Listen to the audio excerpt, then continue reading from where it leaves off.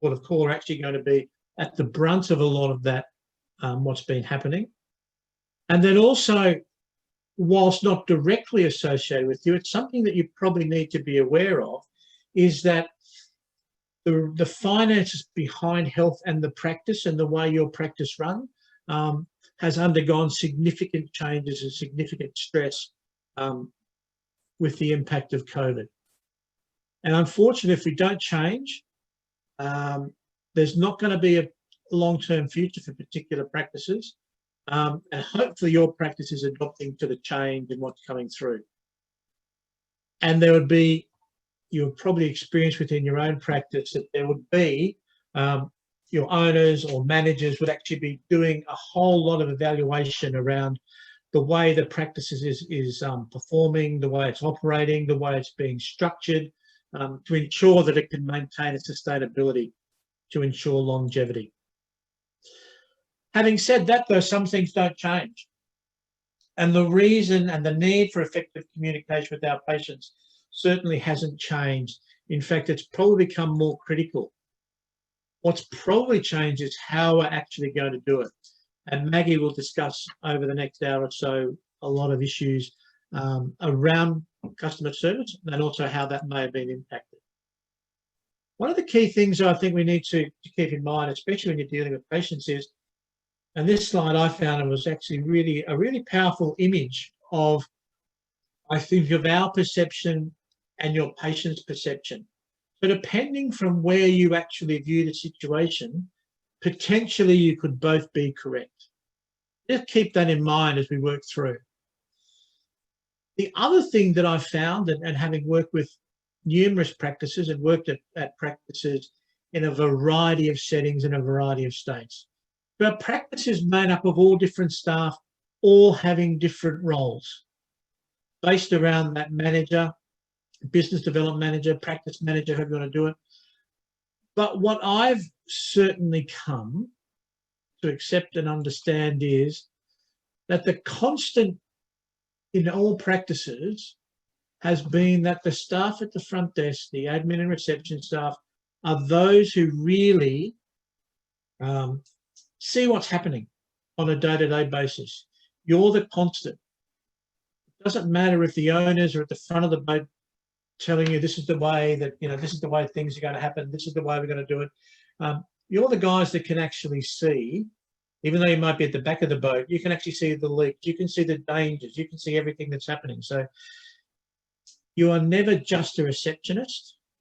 You are a critical component, a critical person within the way your practice operates. Having said that, I'm now going to hand over to Maggie, and she'll go through you with about the next hour or so around customer expectations. Thank you. Before we begin, so we'll just talk about new norm. As Brett said, because we moved from Victoria, Melbourne down to Tasmania, right at the time that COVID hit. So there's been lots of changes that both of us have actually had to go through. So we did a lot of these training sessions face-to-face in Melbourne, and I think we've done a couple in Gippsland. So this is my new norm. Brett is used to doing webinars, but this is my very first one, so bear with me. So if it looks like I'm floundering through, it's because this is my first adventure into a new norm of doing webinars. Also, because I echo what Brett had actually said, you're never just the receptionist. I actually really get annoyed when I hear reception staff saying, I'm just the receptionist. You're more than that. Again, also to note that so many companies rely, because you are the most important, as receptionists, the most important people in that business, because you're the first point of experience that a patient actually has. So don't undervalue what you bring to the party. I love my minions. So this is, I know we all feel like this on days, but as customer service, we can't actually let people know that that's how we feel about them. Customer service for me is all about not what you actually say, it's actually how you make a person feel. Now, again, with my experience of having worked not just in the medical field, I've actually started off in hospitality and hotels in London. So it is very much about the experience that a person has with you at the front counter.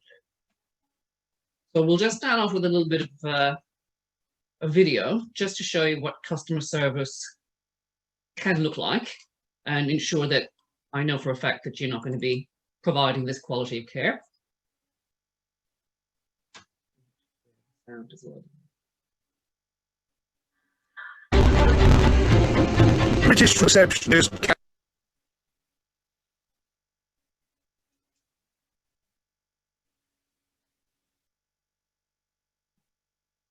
Carol Beer has brought her own unique sense of fun in a You hear that, workplace to Belinda? this hospital in Pennsylvania. Good afternoon. I'm on lunch break till 2. Sorry.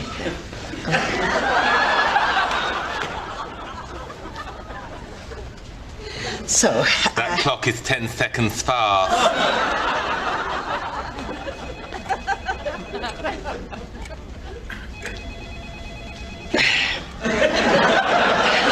I had a pretty bad accident this morning. Yes, well, I was just crossing the road and I tripped on the curb and fell flat on my face. Rita? Can we get a tissue? Oh, thank you.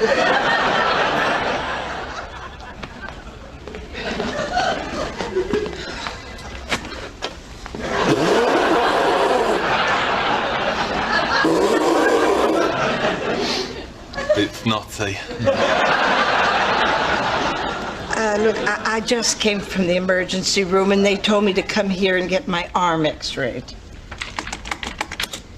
Computer says no.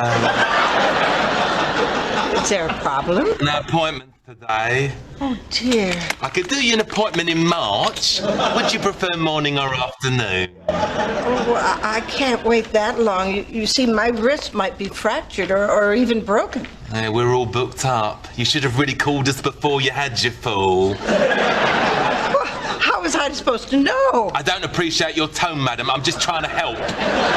Sorry. Look, do you suppose you could ask one of the doctors if he could possibly, fit me in at some point? I could, but... I'd like to make a complaint. Do you have any complaint forms? I've run out.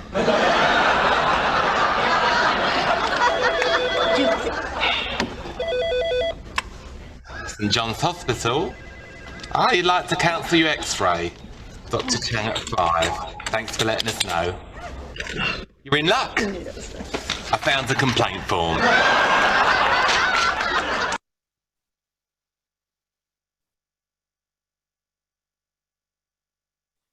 I always like watching that. Little Britain is always a little bit of humour and just goes to that's, I know for a fact that is not how we do customer service. Now, we'll see how this is going to work. This is the first time I've used Minty. In 2 to 3 words, what does customer service mean to you? So if you've got your smartphones, your laptops, if you want to go on to Minty and enter that code and then just put in follow the instructions and put in your words. So we'll give you a couple of minutes to do that.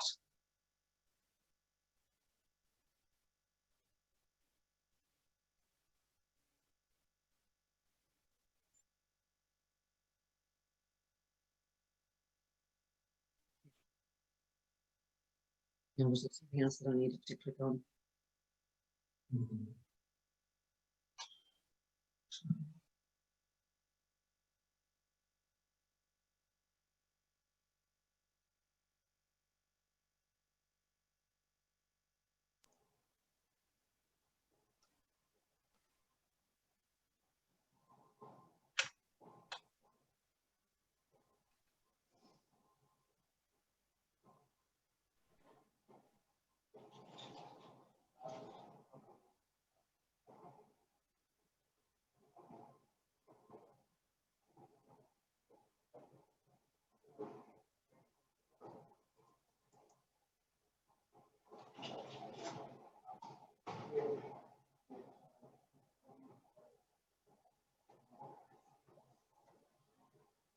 So do we need to go on the internet to do that?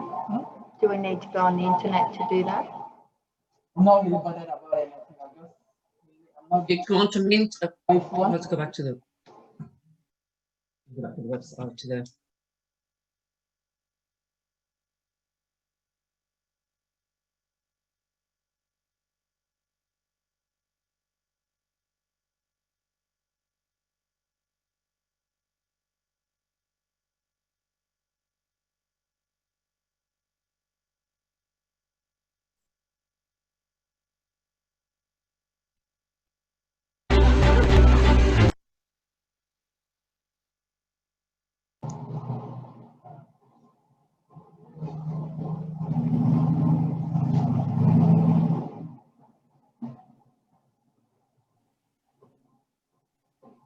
So there you go, just to remind people, just to jump on to www.minty.com, enter in that code, and then follow the instructions.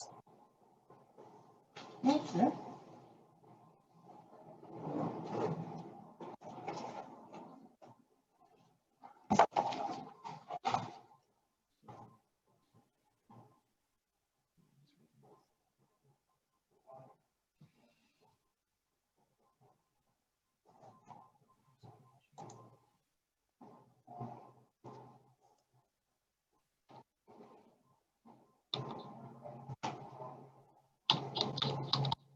Maggie, it's Jenny. Would you like me to share? Oh, yeah, Yes. got it. Oh, wow.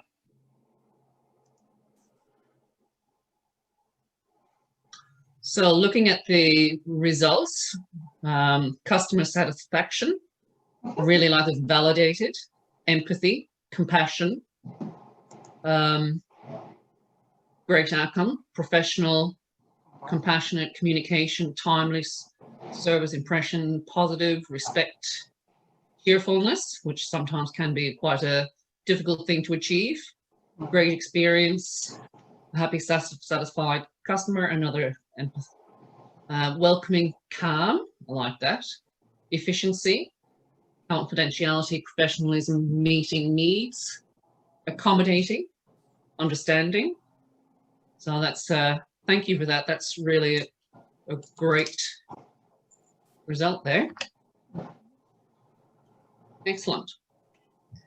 Somebody did mention empathy in that slide, and I think that's a really good one. So it's like, what is the difference between empathy versus sympathy?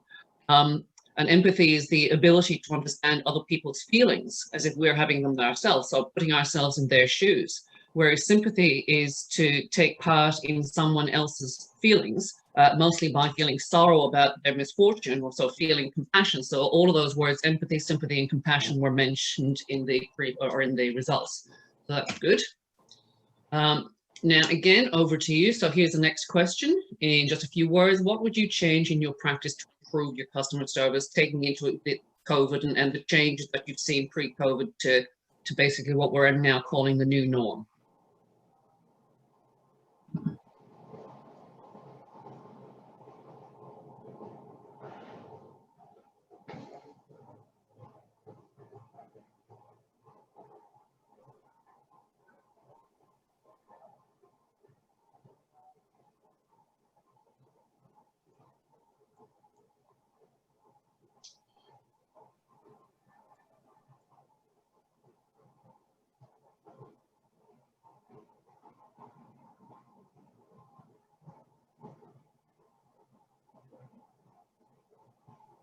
Consistency.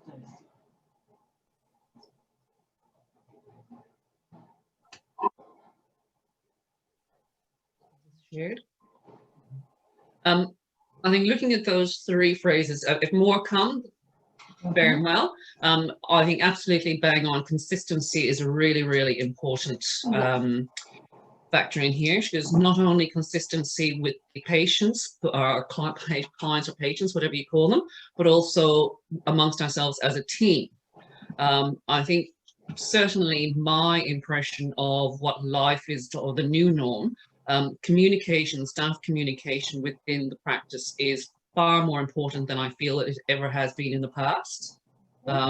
For obvious reasons. I mean, we're doing far more telehealth consultations, and I think expectations are much greater now. So consistency is definitely something that I've seen that we've had to work on.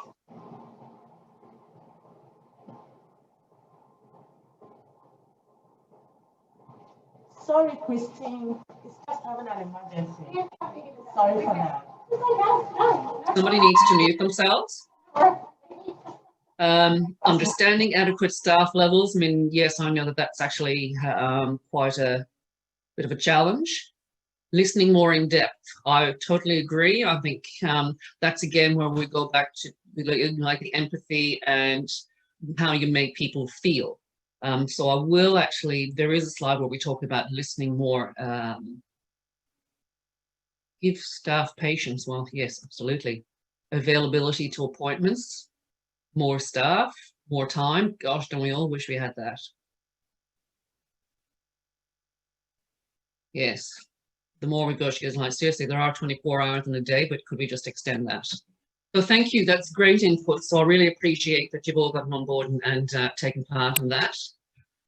So just to sort of get through, so customer service objectives, for me, it is to provide the highest quality professional customer service to all our customers and clients and specific groups, and to involve all personnel in providing that. So it's not just, you know, the people who are at the front desk, we're all responsible for doing it. We all add something in different ways, but of course the issue being we really want to try and provide that in a consistent manner. So achieving the mission requires every employee recognizing their direct and indirect. We all have a part to play, and every employee, and I think again, staff communicating with each other. So look, there's very few practices that I know of that would actually have all full-time staff. So you've got a range of people who are working maybe 2 days or 3 days. So that effective communication is vitally important, never more so than now, to be honest. And just a quick note for anybody who's wondering, there will be a copy of this presentation. It's being recorded and will be available through the PHN for you. We've gone through that. Listening to and discussing the customer's needs. So this is where if you have your meeting, well, you don't even need to actually have practice meetings. I mean, you're the eyes and ears for all the management and the practice owners. If you see something that's not working, then you need to discuss that. If we're not actually addressing all of the needs, then we do need to take that. It's how you actually take feedback, and constructive, and some of it can be not so constructive, but try and take the positives, and if there's something that we can actually do, then bring that to the attention of the relevant people. Now, all employees treating customers, now I use the phrase customers because I had my background was community health, and we just call them customers, not patients or clients, but it depends on what you call them. I put in treating with respect and taking a caring and helpful attitude, meeting their needs, purely because North Richmond Community Health had a large number of homeless and people with mental health issues. And one of the things that I actually found really amazing about working in a place like that was how, if you spoke to them, like they were, you know, they wanted respect. One of the things that they never got was respect. And if you actually gave it to them, it was really amazing what a difference that actually made to them. Again, one of the very first slides, I actually say it's about how you make me feel. It's not what you do for me, it's how you make me feel. And we're all very, so the 10 must-haves in customer service. But before we go, you'll notice in the corner there is a letter. This is now, again, because my background, as I've said, was working in the hospitality industry, and I was a manager at an 825-bedroom hotel in the centre of London, just not far from Kensington Palace. When Princess Diana died, I worked in an Irish hotel. It was the Irish hotel was the only hotel that was not going to charge the Kensington Palace staff for actually staying in their hotel. So I think we had 20 of the Kensington Palace staff staying at the hotel, and I was responsible for getting them in and out of the building, getting them to meals, to restaurants, all the rest of it. So as you can imagine, and if anybody remembers the Princess Diana's funeral, every single TV channel from around the world descended upon London to actually film her funeral. Now, we had the entire 10th floor of the hotel was dedicated for the media. I and the Kensington Palace staff were also on the 10th floor. So I managed to get all of the 20 staff from the Kensington Palace in and out of the building without any of the media ever finding out. So this is one of my treasured memoirs from my time in London. Princess Diana's press secretary, who wanted to speak to me on the final day because he just couldn't believe that the media never caught wind of the fact that they were actually there. And I was just so humble. I actually couldn't even speak to the man. I mean, like, seriously, I loved Princess Diana, and he wanted to say a special thank you to me for actually going above and beyond. So, yes. So for me, some of the must-have skills is effective listening. Listening is one thing, but how does the client or the patient know that you are actually listening to them? Attentiveness, patience. Patience is, I think it is a very tough time. I totally acknowledge that. Patients have anxieties. We've got our own anxieties. We've all got friends and family who are vulnerable. So patience is something that's, I think, is a struggle at the moment. Self-control, clear communication skills. And I think using really simple language, don't overcomplicate it, don't use a lot of jargon, TCAs and GPMPs and care plans and management plans. Simplify your language, I think, is a really important thing at this point in time. An ability to use positive language. And I'll come to, I've got a slide that I actually talked to that. It always amazes me, and I set this as a challenge for yourself in your own practices post doing this session today, is listen out the amount of negative methods or the negative language we use within our own practices. And I think if there's anything, and I'll come to it later, if there's anything that sets patients off on a tirade, it is really around us saying no to them. But we'll talk about that a bit more. Persuasive speaking skills. Now, anybody who was a mother and has children will know about persuasive speaking skills. It's trying to get people to do something and change their mindset. So I think mothers are probably the experts there. Time management. We're very dependent on the front desk from a time management point of view that our doctors and our nurses also are running on time. So as an entire team, we all need to be looking at time management. Something that's really vitally important in the 20 odd years that I've been doing managing medical practices, and something that I totally respect. Well, nobody's perfect. I'm not perfect. Brett's not perfect. We all, if you do make a mistake, take responsibility for it. We can only improve by learning from our mistakes. So if you do, don't hide it. Just go, I think I've mucked up. Take responsibility and learn. And that's where our number 10 is the willingness to improve. Vital skills, in my view. Some of the factors that negatively affect your customer service. And again, this is from the patient point of view, and I certainly have observed since the COVID, the expectations.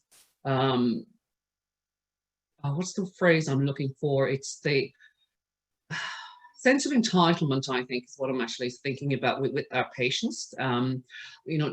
You're not being available right here, right now. So patient walks in, can't get through on the phones, just walks into the practice and goes, I want an appointment with the doctor. When if you are by appointment only and not a walk-in practice, well, you can't give them what they want right there and right now.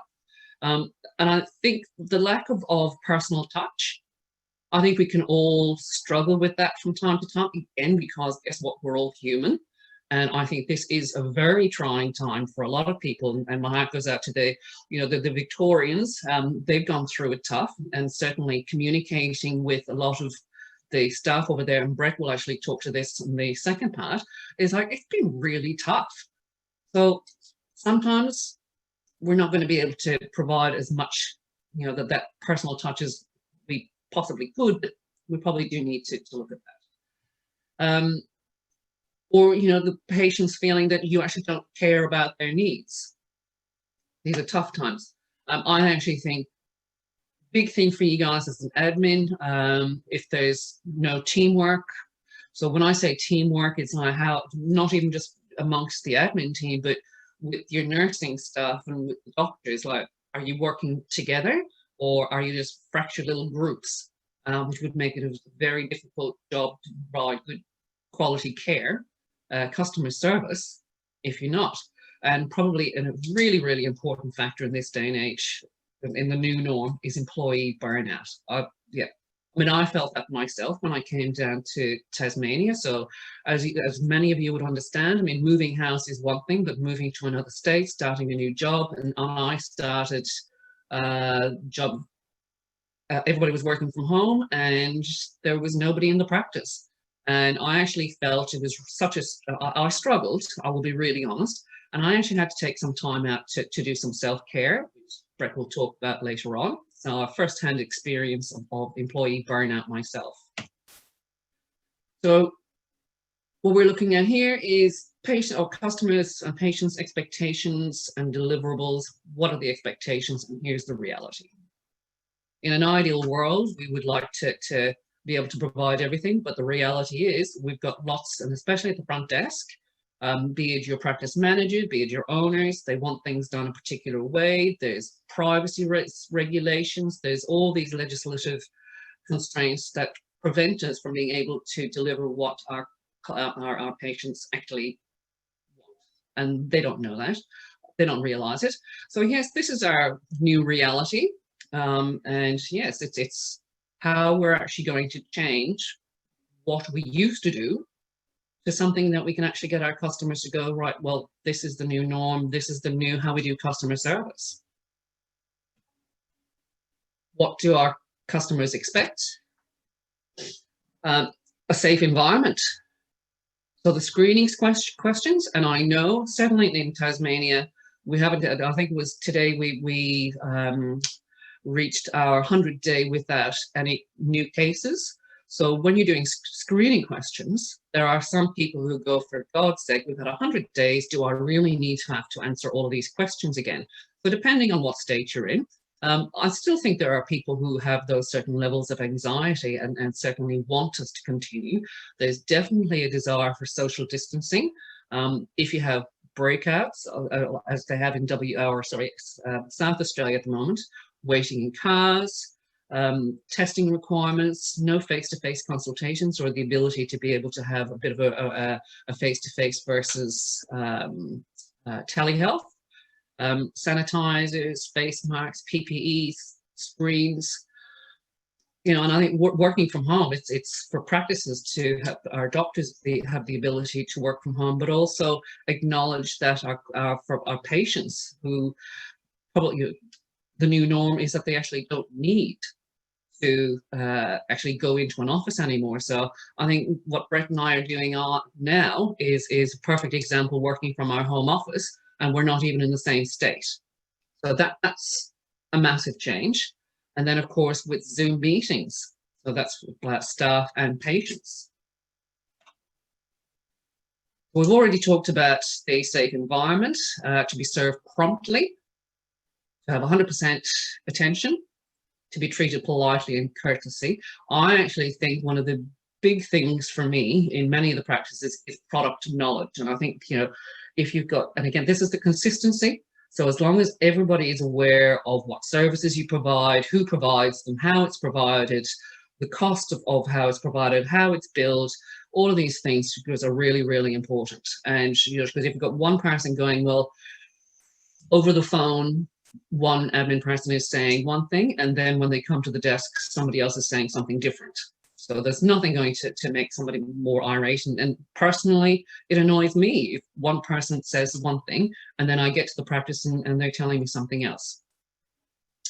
A willingness to help in times of complaint or conflict. Now, I will later on talk about this because this is quite an interesting one. And I don't know how any of the rest of you feel, but if somebody is really being rude, raising their voice at me, it is really hard to sort of not take it personally and go, well, okay, I need you to calm down because I am actually prepared to help you. But we will discuss later on that there actually comes a point where you have displayed willingness, but the patient is just on a whole other journey themselves. And I think our customers need to feel important. And I think one of the things that I feel in any kind of customer service is we need to treat our patients and provide customer service in the same way that we want customer service provided to us. Brett and I talk a lot about, certainly when we were in Melbourne, everything's starting to open up here in Tassie, so we are getting out and about a little bit more. But if you go into restaurants, I think are a really good example. And like Heston Blumenthal talks about the experience and how often would you talk, yes, you might remember the food, but do you remember how the waiting staff and how all the staff made you feel about that experience? That lasts with you. And again, where we talk about your role being really vitally important, they talk about advertising. So it's word of mouth is far more valuable. So if you don't provide good quality care or customer service in your practice, all your patients will be going telling everybody else how poor, and patients do vote with their feet, that's for sure. So if they find a practice that's going to provide better service and more attentive staff or nicer staff, forget about how good the doctors are or the nurses are. Like if they don't want to deal with you at the front desk, then now we'll throw this open to you as well. So if there's anybody out there who is happy to share, if you want, you can unmute. But if you have examples, certainly in this COVID nightmare that we have of when you were a customer, and what are some of the things that annoy you? I'll give you a bit of time just to think about that.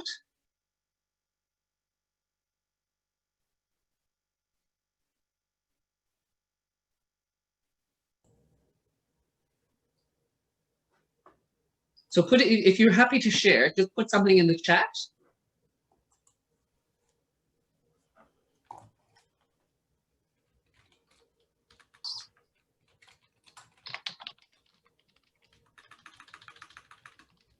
All right, so to be ignored. Actually, so Naomi, thank you for that, because I think that's placing people on hold. Yep. That's two being ignored. Fantastic. Being confronted with a proposed situation of, I don't know who called you, not my problem. Oh, yes. Yeah, you do hear that a lot. But I suppose my question to you would be then, and I'm not sure who's there, but what would your possible solution to that issue be? Well, for a start, try and understand what the caller is inquiring about. And if you're still have no clearer vision of where that caller needs to be placed, offering to take a phone number, seek some further information, offer to call them back.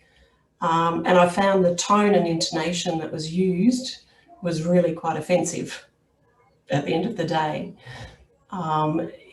Being able to promote a service response with some care and empathy in your voice, yeah, as well as your body language, if it's in person, is really, really important.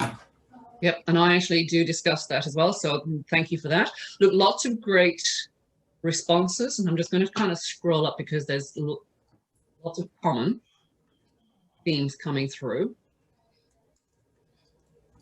Oh,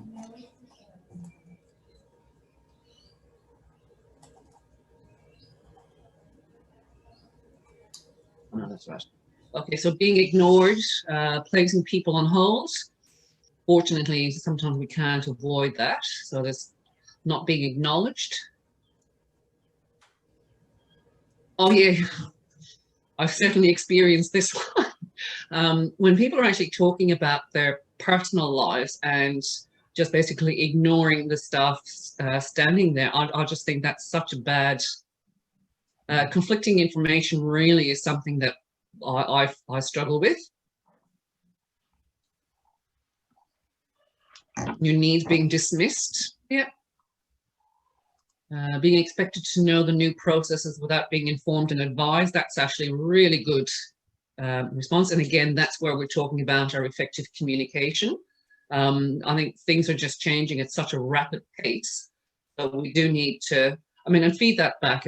People need to know that, look, things are changing at such a rapid rate that we need to be updated quickly. Yeah, actually, I think Brett talks a little bit about privacy, but they comment there about when openly and loudly talking about a patient, we've got major privacy issues there.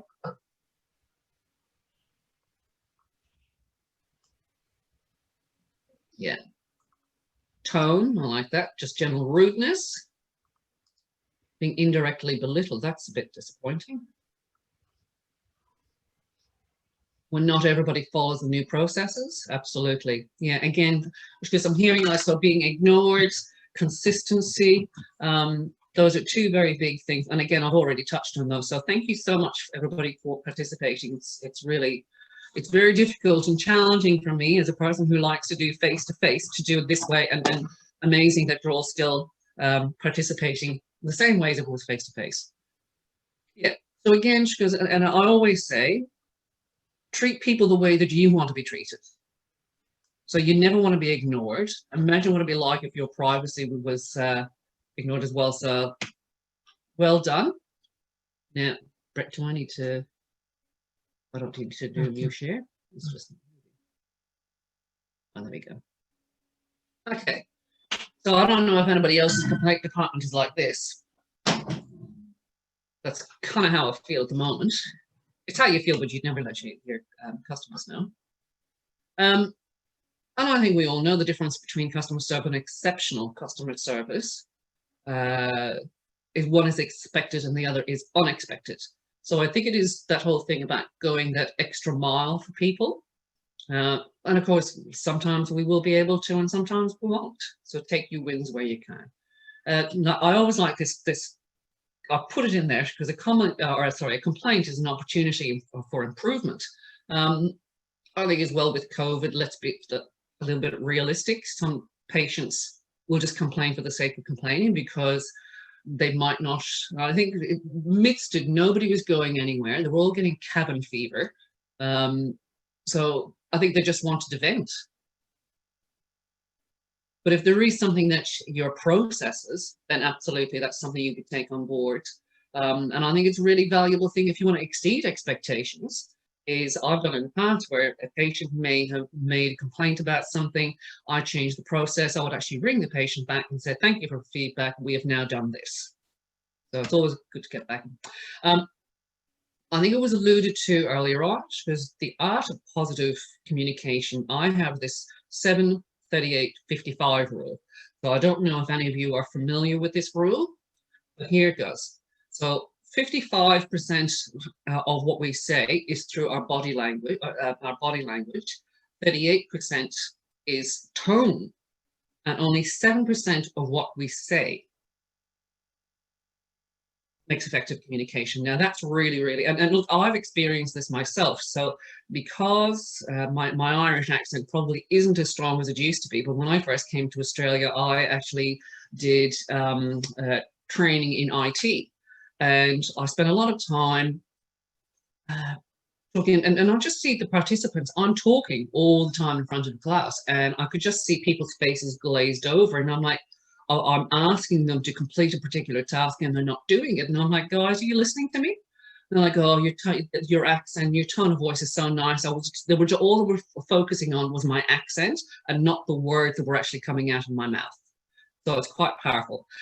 Body language is something that I think I've always struggled with because I'm a great arm folder, or I like putting my hands on my hips. So all those are, normally negative body language, but I actually have to make sure I stop doing it. And I've got people who I tell them, this is my weak point. And if they see me doing something or having a body posture or body language that comes across as negative, they kind of just tap me on the shoulder. So I know that that's my cue to revisit what my body language is actually saying. with body language, even when you're on the phone, 100% smile when you greet or talk to customers, because even when on the phone, they can hear your smile. When you've actually got them in the practice, maintaining eye contact, and I think somebody was talking about being ignored, it's a really vital thing for me to check that eye contact. Even if you are on the phone, if there's somebody standing in front of you, just look at them and just to let them know that, yes, I have seen that you're there. Stand or sit up straight. Now, I've been in a practice where a receptionist has this swinging chair, and she's always swinging around in the chair, and she's slouched like she's at home on her couch, and it's just not a good look. Don't cross your arms or legs. Sorry, I'm always doing that. But as I said, you just have to go remind yourself. And remember to relax your shoulders. I always look at, and I am guilty of not relaxing my shoulders as well, but I think certain patients who are extremely good at reading body language will take advantage of that and play into it. So think positive. Negative thoughts come through in body language as well. I believe that to be quite true. Tone. Use a friendly and neutral tone. So it depends on, so I've worked in private practice, I've worked for a neurologist. So the language I would use with the neurologist practices, and they paid a lot for their surgery, is very different to what the language I would use or the tone that I would use working in a community health centre where you've got people with low health literacy and things like that.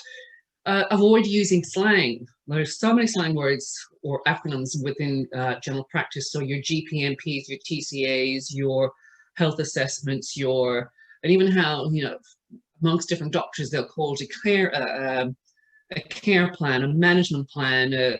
We all use these different language.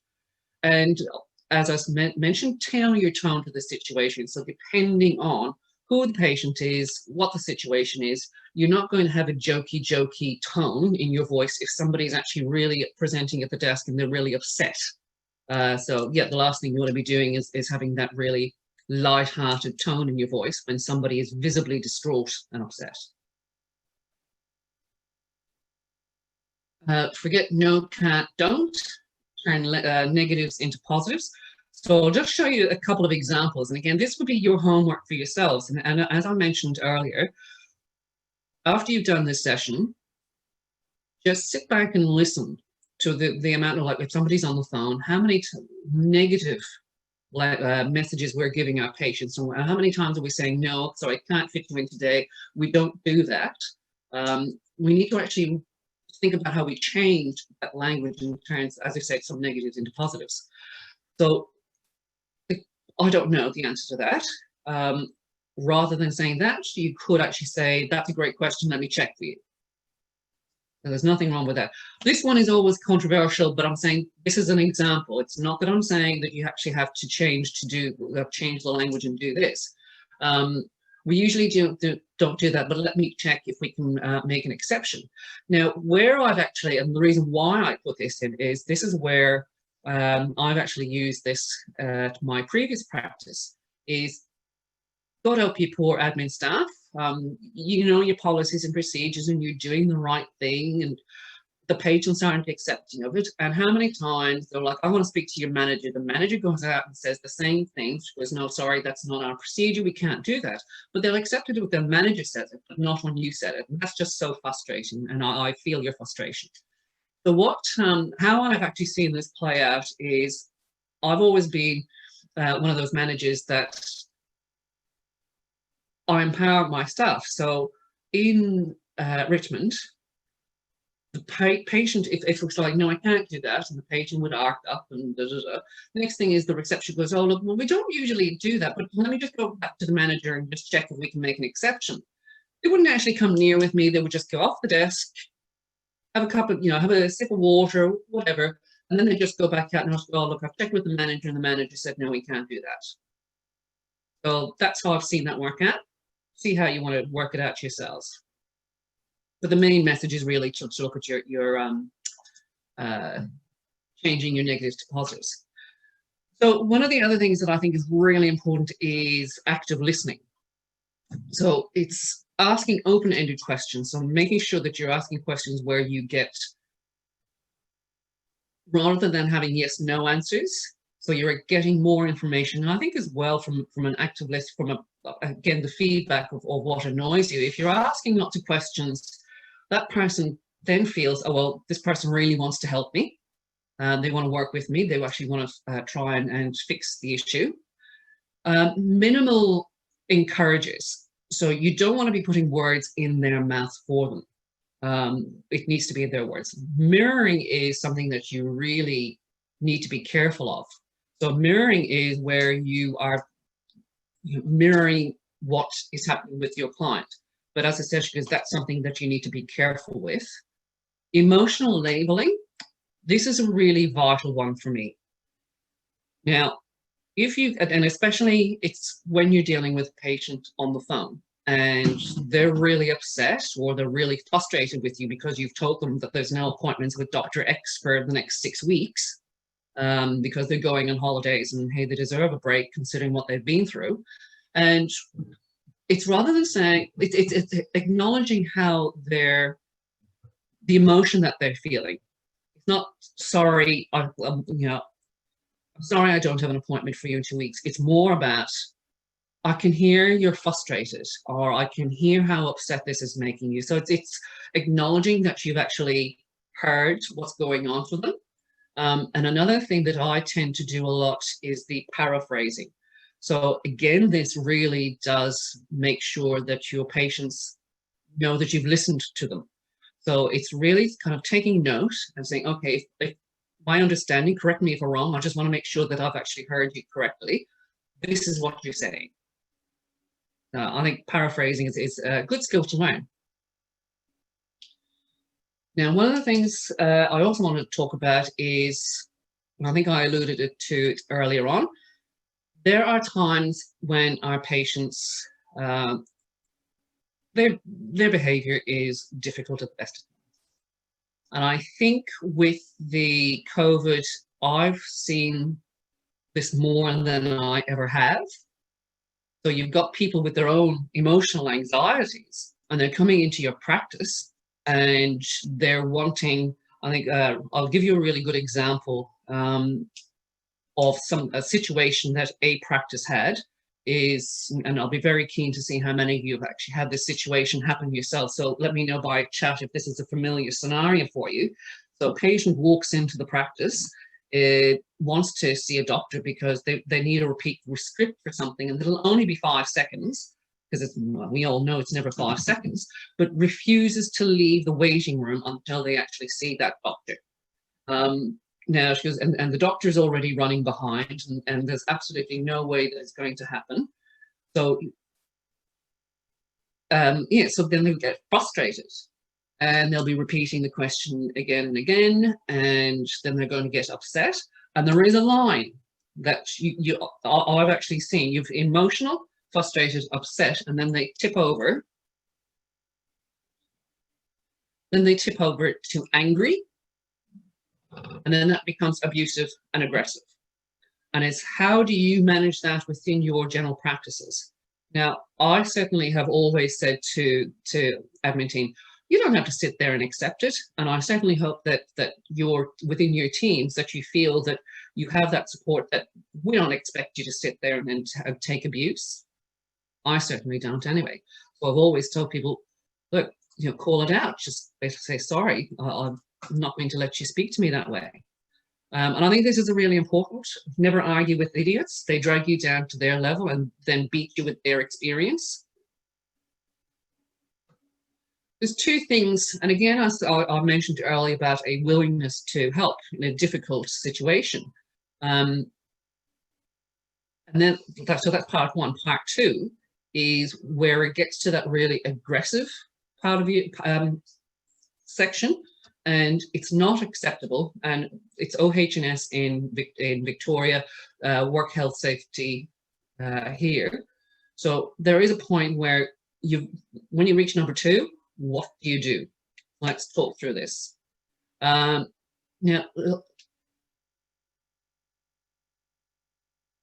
again, this is more with the chat room. What behaviour have you experienced that has made a bad situation worse? So if you want to put something, or if anybody has any examples in the chat room.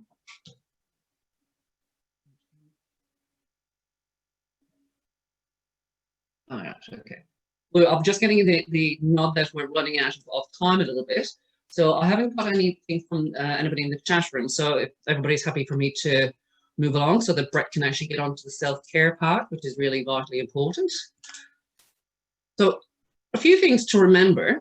And when somebody's really being, and I think somebody talked about rude, aggressive to you, it is very hard not to just, like, you need to check your emotions. Well, what is important to realize is when somebody else's emotions are high, their logic is low.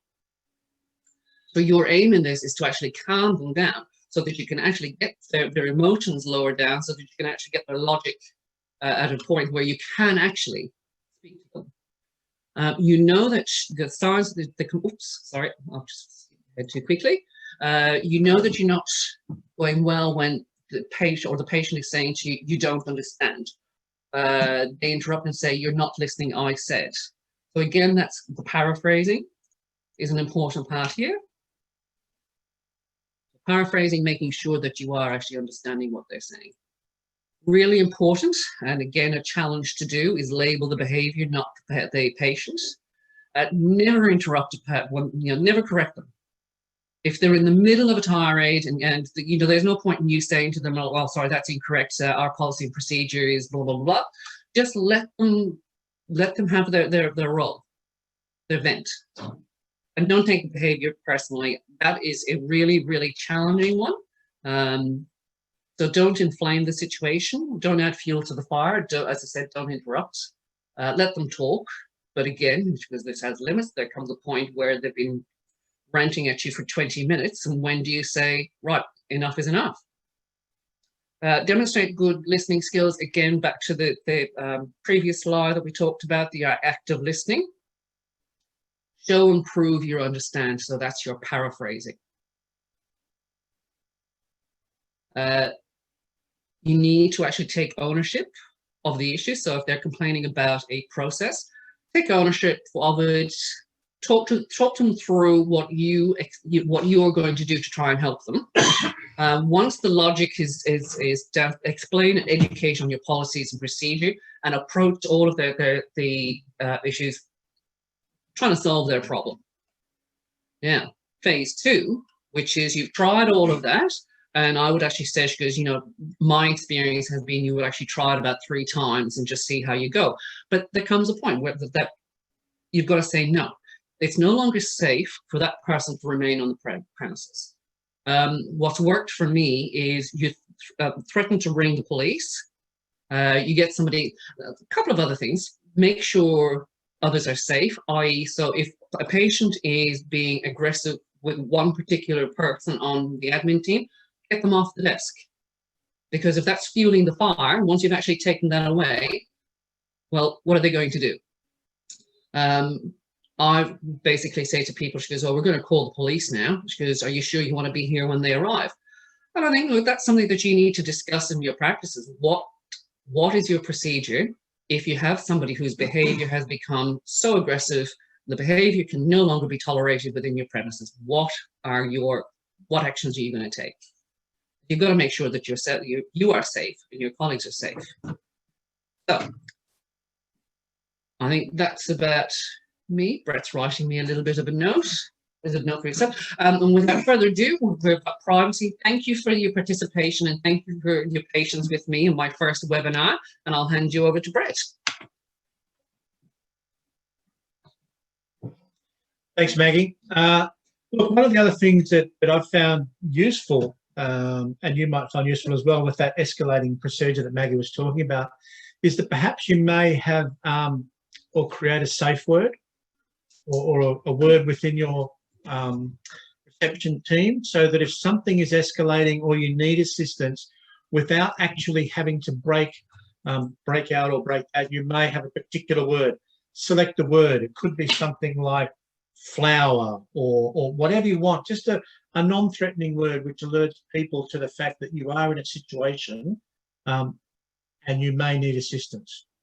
The other thing Maggie spoke about, I just want to talk very quickly about the issue of privacy, because when you're providing customer service, it can be difficult when you've also got to adhere to the privacy legislation and what privacy actually is. And it was interesting that one of those earlier comments that came through about loud discussions about patients within the within the waiting room and that sort of thing. So it's interesting that on a technical term within Victoria, nothing actually exists about what privacy actually is. But the best thing we can say, it's about protection of personal information. And you're dealing with that regularly, day to day, where you are. So there's 3 acts in Victoria. There's the Privacy Act, which is the overarching about the privacy principles, the Health Record Act, which determines access to information, Privacy and Data Protection Act, and most importantly, your own internal procedure and policy within your practice. Now, whilst they'll be similar across practices, each practice will have their own particular policy and procedure. And it's important that you follow that policy and procedure, as with any others, in order to protect you if anything untoward should happen in the future. And a couple of quick things is to remember, and I'm glad that this was raised earlier, when you're at the front desk, is around your voice, the tone of your voice, the volume. And these days it's overcoming issues around tablet check-in or kiosk check-in. Some people use the fact when you're confirming mobile numbers is your phone number still ending in XY, 456, etc. Another challenge we've had with COVID is as Perspex screens and as screens that have become more common, it can also take away some of the clarity when you're actually dealing with particular patients. So just be aware of those. So as I said, it's just a few things that you need to be aware of. In the next 15 to 20 minutes, I just wanted to talk about the second topic, which is around about self-care. And certainly, and particularly for those people in where you've been in Victoria, this whole thing about looking after yourself and about the balance between about mental health has become really important. It's become paramount. Now, I've been doing a lot of webinars, as Maggie was saying, and dealing a lot with managers and owners of businesses. And I've sort of had this graph that I came up with, which basically I've just labelled it as a COVID anxiety. We all have an inherent level of anxiety, adrenaline, etc., whatever you may want to say. We actually operate at that particular point. Some of us appear really calm, but we could be like those swans where our legs or ducks where our legs are going underwater, but outwardly we appear calm. And we all need to operate or have some sort of anxiety, I think, or that in order that we operate effectively. What's happened, though, since the beginning of this year is that our anxiety levels have absolutely gone through the roof. As frontline health workers, we have been at the forefront of what's happened with COVID and with anxiety. So especially it started off back in, beginning of the year. We look back now, we think, my God, what was it like actually in January and February when all this was starting to happen? So what actually happened is, as a manager, we were, through the roof. Gradually, it started to come down, and we started to get. Then with the second outbreak, Victoria certainly, rose considerably. So I think we're on the plateau down there. We're kind of at this area whereby we're not. We think we're relatively have it under control, and we're starting to get some sort of basis. I think for you people in admin and reception, what actually happened is that anxiety was perhaps a bit of a lag behind the managers and the owners. But then what happened is, because you were the people who were dealing with the patients at the point of contact, understandably, your anxiety was significantly higher. You were frontline, you had high exposure, high pressure, high accountability. You know, you were responsible, but you actually didn't have a lot of power or authority to overcome or to resolve situations because there were very strict guidelines in place. So you've experienced an extremely stressful time. And it's interesting, as Maggie was saying earlier on, that her move and start of a new job, not only was it the start of a new job, but it was the start of a new job as the COVID lockdown came into place. So even prior to COVID, though, we still really needed to look after ourselves. And working in the health sector, we had that stress of working in the sector. And I think every job and position has its own associated stress. I remember a lot of my early colleagues were teachers, and they would talk about the stress that they had dealing with education, children, and that, and the amount of annual leave that they got, per year, and that was because of the stress. Well, as I said, all jobs have that stress, and in the health sector, we certainly have a lot experience from our patients, our colleagues.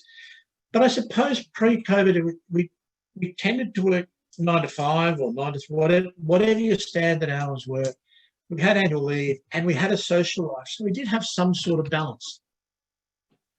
Once COVID came in and the pandemic was there, we actually had the lockdown, which straight away meant our freedom was limited.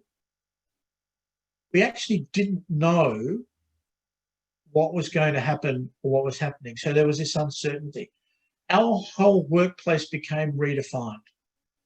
Whether you were working from home, the practice that we were dealing with down here in Tasmania, that in a very short period of time, what actually happened is the number of staff within the practice actually diminished quickly, and they could actually work from home. Doctors, receptionists, etc.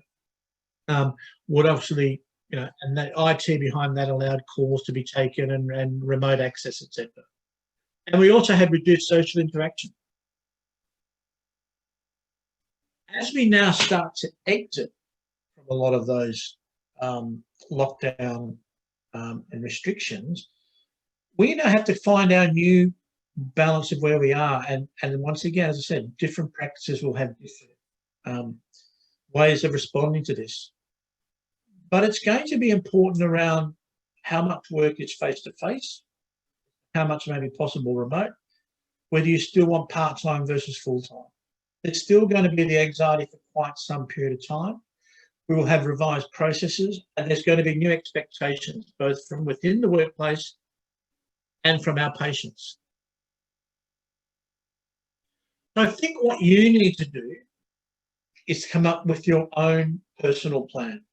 And I would encourage you that, having completed this, you actually think about this and look at how it may benefit you in what you do. Taking leave is really, really important. You need to have a break. You need to get away. You need to do that. You may feel fine at the particular point in time, but you do need a break. And it's important that you take that break and you actually have that capacity to recharge. And whether that's your annual leave or if it's actual fact, personal leave for your mental health. And now these, with the COVID leave and changes and that sort of thing, there are times when you are not mentally competent or able to spend a day. And if you need to take that time off, you need to take that time off. I think it's an ideal opportunity now at this particular point in time to actually review the hours that you're working and where you're working. As practices are looking how they are going to exit from COVID, the management and the owners are obviously going to be looking at the capacity and how remote access and remote working actually works. Do we need to have all the reception staff physically at reception or admin every day when there's the capacity that some of those may be able to man the phones or work the phones and have remote access from their home? So there's that flexibility that's there, and I think it would be an ideal opportunity to think about your own situation as to how that impacts you and what may be best suited for you, and then have the discussion with your manager to see if a mutually agreed position can be reached. You might say, I'm fine with what I'm doing, but at least take the time to think about it. I think we need to also have some me time. It's not being selfish. It's just actually taking time to sit down and do what you enjoy doing. And that could vary from reading a book, going to a movie, watching television, doing whatever. It's actually the me time to take that break. And I think whilst it may be difficult, it's also important not only to think of that me time within a work scenario, but also your own personal situation. If you've got family, got that sort of thing, you know, you may just need to have that time away, and it may only be 15, 20 minutes, but it allows you to recharge. It's important that if we've actually reduced our connection or reduced our interaction with our friends, that we now start to rebuild those. And it's been very interesting from a personal point. It's interesting how during COVID it actually changed for our situation with parents, with my parents in Brisbane, Maggie's in Ireland, and her siblings overseas, my brother and that in Holland. We've actually found that we've actually connected more with family during COVID via Skype and those sorts of things. We're actually dealing with them more often. So, you know, continue that going. If you haven't spoken with a friend, just say hello, how you going, email, phone call, whatever. And I think that perhaps also an ideal thing, as well as look at our physical well-being, perhaps set a personal health aim. There's been lots spoken about the impact of isolation, the impact of that, and on people's health, and as I call it, covidograms, and we've put a few extra ones on. It may be that we want to lose some weight. It may be that we're going to go back to a gym now that it's opened. It may be whatever. But I think something for yourself on that. And if we can look at a combination of those 5 things that's individual for us, that will benefit us. And if it comes to the point where if we actually need help, then we need to ask somebody. It's not a sign of weakness to actually do that. And it doesn't have to be serious. It could be something, look, I've been working continuously for the last 4 weeks. Can I just have half a day here or something like that? So we need to ask, we need to communicate. So particularly within our workplace, and I suppose as people come back to in the workplace, patients come back in, there's a few things we've actually got to realise. And thinking about service and customer service, unfortunately, we cannot be everything to everybody. There are times when we're going to have to say, unfortunately, I can't do that. And look, I know that I'm often I find it very difficult to say no if people ask me to do something. But I think for our health and mental well-being, at times actually say, look, I'm really sorry, but I can't. Ensure that we actually take your breaks. I've dealt with staff who say, oh, look, I'm happy to work through lunch, happy to do that. That's fine, but there's a couple of, under OH&S laws, we're required, or owners and practice owners are required to ensure that your staff take breaks after a particular amount of time you've worked, whether that be 5 or 6 hours. So you do need to take a break. You do need to just get away. And once again, there's time we think we're superhuman and we can cope, but just get away, have a break, go for a walk or do something can be beneficial. We were talking about this with Meg, and I was talking about this, and one of the real bits of advice that I found we both found really positive was that people are often offering us gifts. And I don't mean gifts in the form of presents and that, but well, they can be negative. They're trying to share their problem or their anxiety with us. Sometimes we don't need to accept that. You can say, thank you. You know, there are ways about that. We can actually just walk away in a positive way, but say, look, thank you very much. You need to speak to someone, you know, I'm sorry, I can't help you with that. Especially in the workplace, getting involved with the internal politics and the he said, she said, or he said, she said, she said. You know, once again, that can be physically and mentally draining within there. And I think it comes down to the fact that if we can actually have common courtesy, that helps a lot of situations with us. It also helps a lot of situations when you're dealing with patients and that sort of thing. And also common sense. And unfortunately, as it says there, sometimes common sense is not so common. And we can shake our head as to what people are expecting us to do, and sometimes what we're expecting people to do. The other thing, and depending upon your workplace and depending upon the size of your practice, if you have internal systems, some larger groups, especially community health and those sorts of things, will have employment assistance programs. So if you have a practice that has those, or if your practice doesn't, but you need assistance through that, there are many organisations who can offer that, and certainly they can be taken benefit of for a whole number of scenarios and situations. And it just doesn't have to be around, you know, a lot of the things are focused on COVID, but it doesn't have to be around COVID. It can be around, you know, common things are a long-standing patient who people have got to know may well have died, and that can actually create grief and a difficult scenario within the practice. And sometimes, you know, people need help with that. Or if that particular person, you know, a particular employee or you are somebody who's been the brunt of some particularly aggressive behaviour from particular patients and that sort of thing, or bullying, you know, we dread to think, but you may actually need to seek or just get some help to be able to talk to someone who's external and unbiased and professional.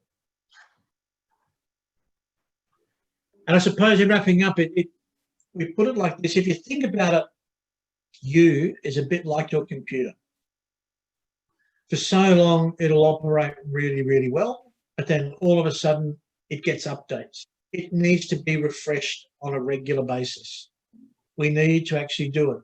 And it's only, and as frustrating as it is at that particular point when we run our Windows updates or they come through the middle of the day or that sort of thing, or we have to do it, what we actually find is that by taking the time out, updating, rebooting, and doing that, that it actually does fix many issues. And we are able to actually get restart, you know, kick restart and do that. So it's very important, I think, that within that people look after themselves. And it's not a sign of weakness or anything like that. And I think it's becoming easier, but it has been an extremely difficult 9-month period for everybody. And I think it's been made harder for those of us who work in the health sector, not only have to deal with the personal and the home and all those sort of restrictions, but also being on a front-to-front, you know, front line of particular health. So I know Maggie mentioned a few things with regard to think about, you know, what you may want to do and those, and look at some homework, thinking about negative comments and that sort of thing. I've mentioned things about perhaps a small way you can actually think about or assist with your own well-being. But it's like anything. We can talk about it, but the only way to actually get it started is to actually start doing it. So what I'm going to say is thank you, everybody, for taking time out of your busy work schedule. As I said, it's difficult, or it can be challenging to present education and information in this particular format, because these kinds of topics really do benefit from being able to share stories from colleagues, from people in other practices, because you tend to think that, you know, we had this particular scenario which is really quite unique, whereas in actual fact, once you start talking about it with people from other practices, it actually tends to be that they are common issues, and we do have that, and we can learn from how people have done that with that. So we have a bit of time. If anyone has a particular question, we're more than happy for you guys to just shoot something through on the chat. We can happily help you if we're able to. If you want to say anything. No. She's quite happy. So we've got about, as I said, we've got about 5 minutes. Belinda, I don't know if you wanted to come back on and have anything there. It looks like we don't have any questions coming through on the chat. Certainly a lot of participants thanking you both for today's session and looking forward to next week's session. So I think that speaks volume. Obviously covered everything they wanted to know. Getting some thumbs up here as well that we can see. So I'm happy to open it up if somebody would even like to unmute themselves and discuss any of their experiences, or share some of their insights into how perhaps you've dealt with any issues within the workplace where there may have been concerns that you've overcome, or taking care of yourself and your teammates. I'm happy to open that up if we've got another 5 minutes to go.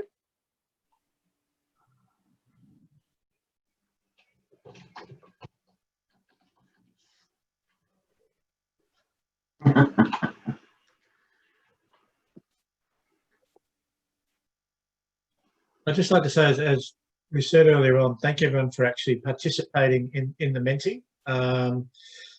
It's been a bit of it was a new experience for both of us here, and it worked really, really well. We've spent a bit of time making it, and hopefully the technical things behind the scenes worked out. We had a few issues in the lead up, but I think we got it smoothed out and worked pretty well today. So thank you for your feedback.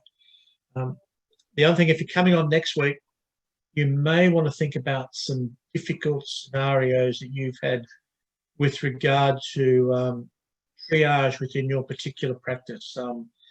If there's been one particular instance that you've thought about, or that sort of thing, we can either send that through to Belinda or Jenny or the team at the PHN, or have it ready for the situation. We can certainly discuss those